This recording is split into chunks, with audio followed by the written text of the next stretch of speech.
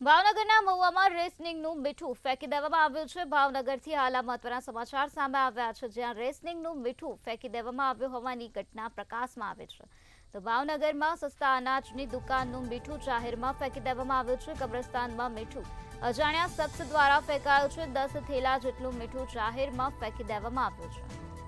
ભાવનગરના મહુવામાં આ પ્રકારે રેસનિંગમાં મળેલું મીઠું ફેંકી દેવામાં આવ્યું છે। 10 થેલા જેટલું મીઠું જાહેરમાં ફેંકી દેવાયું છે। કબ્રસ્તાનમાં મીઠું અજાણ્યા શખ્સ દ્વારા ફેંકી દેવામાં આવ્યું છે। સસ્તા અનાજની દુકાનનું મીઠું આ પ્રકારે જાહેરમાં ફેંકવામાં આવ્યું છે। 10 થેલા જેટલું મીઠું આ પ્રકારે ફેંકી દેવામાં આવ્યું છે। તો કોઈ અજાણ્યા શખ્સે કબ્રસ્તાનમાં આ પ્રકારે 10 થેલા જેટલું મીઠું ફેંકી દીધું છે।